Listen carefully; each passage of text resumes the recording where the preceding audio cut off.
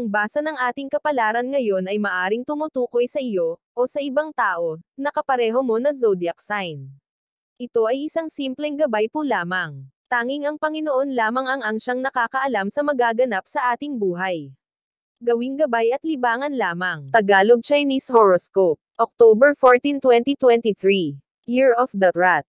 Kakailanganin mo munang magpalamig bago mo muling harapin ang isang tao na nagdulot sa iyo ng malaking problema.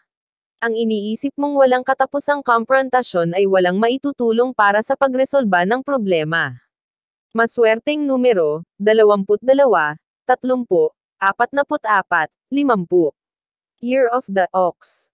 Ang hindi marunong lumingon sa pinaggalingan ay hindi makakarating sa paruroonan. Iyan ang kasabihan na hindi mo dapat kalimutan. Mas marami pa ang biyayang matatanggap mo kung mananatili kang nakatapak sa lupa. Maswerteng numero, 13, 20, 41. Year of the Tiger. Sa kabila ng iyong pagkainip ay mananatili kang hopeful. Konting tiis na lang at palapit ka na ng palapit sa gusto mong makamit. Ngayong araw ay muli kang mapupuno ng pag-asa dahil sa magandang balitang dala ng isang tao. Maswerteng numero, 38, 45, 50, 65. Year of the Rabbit. Hindi pa ito ang oras para sumuko. Kahit pakiramdam mo ay pagod ka na sa pagharap sa mga problema. Wala kang karapatan na sumuko kung ang mga mahal mo sa buhay ay patuloy na lumalaban para sa'yo. Maswerteng numero, 24, 35, 54. Year of the Dragon. Mapapangiti ka dahil sa isang lihim na matutuklasan, gayunpaman, wala kang plano na sabihin ito sa iba. Ang mahalaga ay nalaman mo kaya't alam mo na kung paano mo pakikisamahan at pakikiharapan ang isang tao dahil sa lihim niyang damdamin para sa'yo.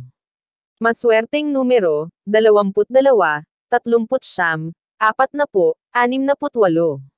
Year of the Snake. Walang perpektong tao, bagay o sitwasyon sa mundo. Makakakita ka o ang iba ng butas. Subalit hindi ibig sabihin ay hindi ka na pwedeng mag-enjoy.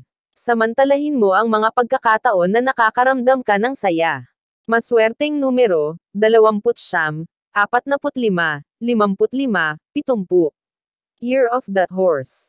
Gaano mo man kagusto na baguhin ang sitwasyon mo ngayon ay wala ka nang magagawa tungkol dito, mas makakabuti kung iisip ka na lang ng solusyon sa halip na magmukmak at isipin ang problemang ayaw kang lubayan.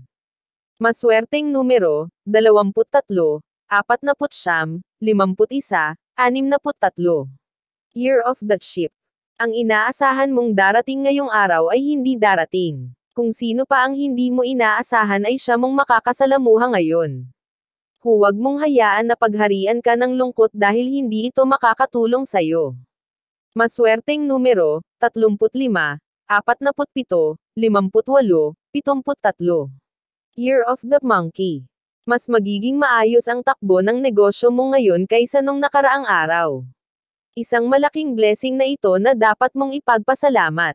Pasalamatan mo rin ang mga tao na naging dahilan para maging posible ang akala mo ay malabo na.